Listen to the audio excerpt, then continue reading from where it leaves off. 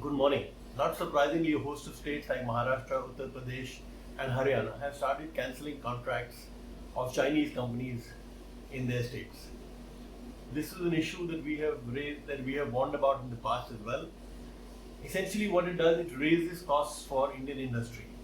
So, in the case of 4G, we have a story today in Financial Express which essentially says that if Chinese companies are to be banned and Indian telcos are to buy 4G equipment from European vendors, this will increase the cost by at least 25 to 30%, 20 to 25%. And then there's the cost of almost free financing, which a lot of these vendors do. So that's another cost which the Indian companies will have to bear. Indeed, another very stupid proposal. I'm sorry to use such harsh word, but a very stupid proposal is that from Niti Aayog. Essentially, what Niti Aayog has done is to say that not only will the state-owned BSNL not be buying Chinese equipment for their 4G plans, they should be buying purely indigenous 4G solutions.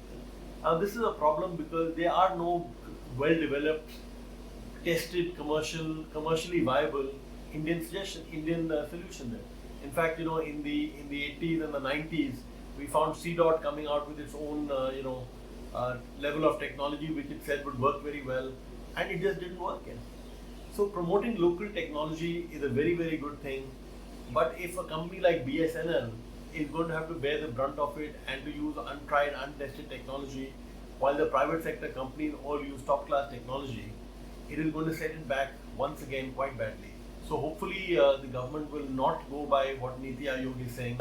We need to look at in detail the impact of some of these things that we are doing as far as China is concerned. Another example of teach the Chinese a lesson is the plan. We have a story on this to impose import duties on solar cells. Now this will raise the cost of Indian solar energy production. So again, that's a cost that we need to figure out whether we want to be paying it. And certainly in areas like battery technology, which is critical for electric vehicles, but the Chinese are world leaders out there. So do we really want to be doing do we really want to be taking these measures, which will end up hurting us ourselves? That China would start wooing India's neighbors like Bangladesh with trade deals was something that we should have expected. So we have a story lead in our lead story package today. So, but what is worrying in this case is not just the fact that China is offering these deals to people, but really India's lack of response. So not only have we not given enough trade deals and investments and other things which would keep our neighbors invested in our progress, in our prosperity, we have even delayed trade deals with the EU and the United States. So Vietnam, as we know, ratified a trade deal, an FTA with the EU about a week, 10 days ago. And because of that, in the case of textiles alone, it will get a 16% import duty advantage over India when goods are exported to the EU. So these are all factors that the government needs to keep in mind. Its response so far has been quite sluggish. Hopefully that will change, let's see. Meanwhile, in a related development to China, to the events at the Galwan Valley, Home Minister Rajnath Singh has flown to Russia to take part in a Victory Day celebration there.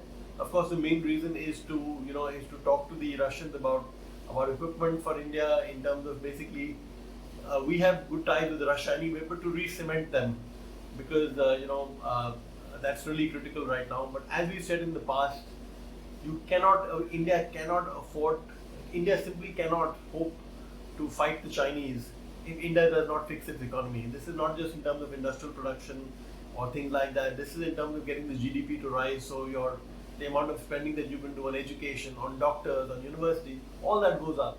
Because all of these, keep in mind, are factors that make China far more competitive than India is. This is today's really big non-China, non-Corona story. And the story is that UTI has finally got a SEBI approval for an IPO. Now, on the face of it, this is just another 3,500 crore fundraising by a mutual fund. So it's not that important there. But what makes this important really is the story behind it.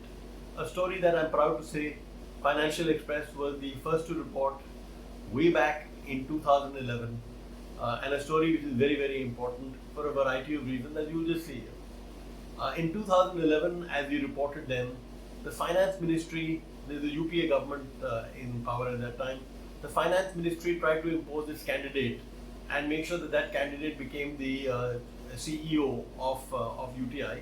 And since the bulk of shareholders, about 74% of equity of UTI is held by 4 PSUs, 18.5%, I think each they own SBI, Bank of Baroda, Punjab National Bank, and LIC.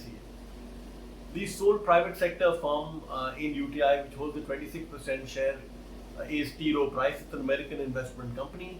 So essentially, when the finance ministry tried to impose its candidate, T. Rowe Price and UTI's trustee board somehow or the other managed to stave it off. But the problem was that due to this, for a long time, UTI remained headless. And keep in mind that, when we're talking about the 4 PSUs owning a large share of UTI, keep in mind that in 2000, when there was a UTI collapse and then the Vajpayee government came up with a bad UTI and the current UTI was made, at that time when the government brought in T. Rowe Price to help professionalize the management, it did tell it that the company would be professionally run. Yeah. So, in fact, and so much for being professionally run. In the period since 2011, 2 of the PSUs which own a share of UTI actually tried to get UTI to merge with their mutual fund. And this is when the SEBI rules are quite clear, and they say that nobody who promotes a mutual fund, an asset management company in jargon, nobody who promotes a mutual fund can actually own a share in another mutual fund. So technically, SBI and all these organizations should not have been allowed to buy into UTI, but that was a very, very different situation. It was a very desperate situation in 2000. So the 4 PSUs were roped in, so was T. Rowe Price, and the 4 PSUs were granted an exemption by SEBI. But the understanding at that time was that over a period of time, as things in UTI stabilized, these 4 PSUs were exited. Not only did they not exit, in 2018, finally SEBI ruled that the 4 PSUs would need to cut their stake in UTI to less than 10%. The deadline was March 2019. March 2019 came, it went, nothing happened. SEBI decided to increase the deadline, to extend the deadline by another year. March 2020 also came. And even now, under the new plan, PNB will hold more than 15% stake in UTI. So it tells you, how difficult it is to doing business in India. And as a result of this conflict over the appointment of a head of UTI, and then there's been this constant battling happening with the finance ministry involved, the banks involved, LIC involved. As a result of which, work in UTI has slipped, not surprising, and UTI has slipped 1 notch already in its ranking. So in any case, to cut a long story short, the IPO was considered to be the way out of the problem, and it seemed to be something which everybody would support, because the banks in any case needed the money very desperately for their capital requirements. Yet for whatever reason, the IPO just kept getting postponed, and it's now finally happened. So at one level that looks like a happy ending, but here's the problem. As part of this deal, which has just been cleared by SEBI, T. Rowe Price now has to reduce its stake in UTI by 3%.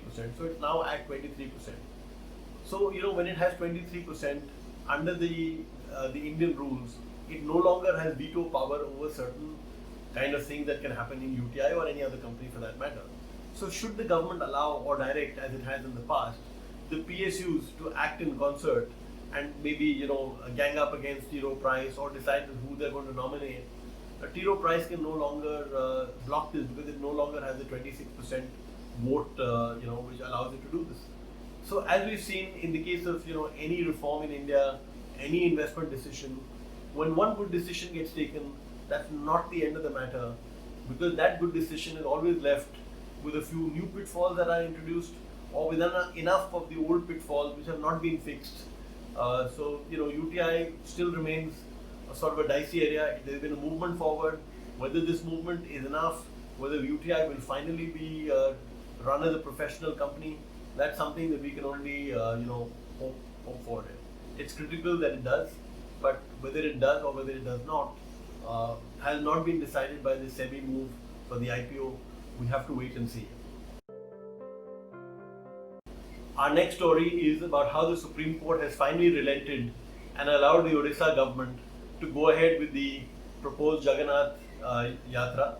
And basically, the argument made by the central government was that if the yatra was not allowed this time around, then for another 12 years there would be no yatra. So the Supreme Court has relented in this case, and what it has said is that if the Orissa government can ensure that there are no crowds, so they'll put barricades and things like that. So if the Orissa government can ensure that there are no crowds, then they can go ahead with the yatra. So our editorial here today essentially says that this is a bad idea for a variety of reasons. First, let's be very clear, there cannot be a yatra. It's very, very unlikely that there will be a yatra with very limited number of participants, social distancing, whatever else. Given this, I think the yatra can be, another super spreader event. So, basically, from whatever it appears, the central government and the Supreme Court seem to be playing with people's lives. And not only people's lives in Orissa, it will be people's lives across the country, given the speed at which the virus can spread. I don't think anyone wants to deny the role of faith or to say that the yatra is unimportant. I mean, very clearly the yatra is very, very important.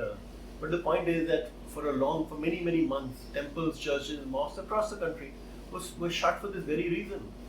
So nobody denied that faith was important, but they were shut because they said that people collect, and if you need to control the pandemic, you just have to stop these churches and temples and mosques from functioning. So, is the Supreme Court arguing that the faith in those temples that were shut was less, or the mosque was less? And if you're going to allow the Jagannath Yatra to carry on in Orissa, why stop the one in Ahmedabad? In fact, as our edit says, it has been celebrated in Ahmedabad from 1878. So, this is clearly something where the central government got it quite wrong by arguing for the yatra, and frankly, the Supreme Court has fallen for this religion card, and hopefully we don't know, but hopefully we will not pay a heavy price. But if the COVID cases spike after the yatra, it will be like the Tablighi events, and then it will be interesting to see whether the social reaction to this event will be as dramatic or as condemning as it was, after the Tablighi had their event in New Delhi, and after we found a huge spiraling in cases, not just in Delhi but across the country. At a time when the Delhi High Court has asked the Delhi government to step up the rapid antigen testing quite dramatically, our lead columnist today, Dr. Srinath Reddy of the Public Health Foundation of India, advises caution. He says that even the gold standard, the RT-PCR, it is not foolproof. It just gets it right in about 60 to 70% of cases. That is why, in fact, you would recall Delhi Health Minister Satinder Jain actually tested negative the first time around, and that's probably the reason why he almost died, because he lost a lot of valuable time in getting treatment there. So if the RT-PCR, Dr. Reddy argues, if the RT-PCR detects only about 70% of the cases or gets it right in just about 70% of the time, the rapid antigen tests fare even worse. So Dr. Reddy believes that you need to have a combination of the rapid antigen test and the PCR. That is ideally the kind of strategy that you require. But the thing that is worrying here is that if you look at the dramatic build-up in Delhi's testing over the last few days, almost all of it, or the bulk of the build-up, is basically due to these rapid antigen tests. So what you might have is a situation where we are focusing too much on a test that has the ability, or that has a tendency to get it quite wrong quite often. And another inexplicable move in the context of Delhi's fight or India's fight against Corona is the decision of the Delhi government and the central government to slash the rates that private laboratories are allowed to charge for RT-PCR tests. Now, whether this means that the private labs will stop, will lower their testing levels, there are some news reports which suggest that this has begun to happen. So whether the private labs will cut back on their testing, or whether they'll start using cheaper kits, because there are lots of, there's a big price variation in the kits that are available. So whether these private labs start using cheaper kits, we have to wait and see. The cheaper kits obviously have an even lower level of reliability. So essentially, this is what happens when the government is habitually suspicious of the private sector, and it starts putting caps and all kinds of other either other controls. You have a problem. This is something we've discussed in the past as well. So eventually, we might have a situation if things go on the way they are, whereas Delhi is doing a lot of testing, but the quality of the testing will not be good enough. So we will actually feel that we are safe and secure, and because we might have the infection, we'll just go and keep spreading it. In fact, a related story in this context is the Delhi government insisting that people who've had corona, who after about 8 or 10 days of the treatment, they don't have to be tested again. Now, if you don't test these people again, how do you really know whether they've got cured? So there is a problem here in the sense that the Delhi government is insisting that doctors issue certificates to these people that they have been cured, and the doctors are protesting. That's one part of the problem.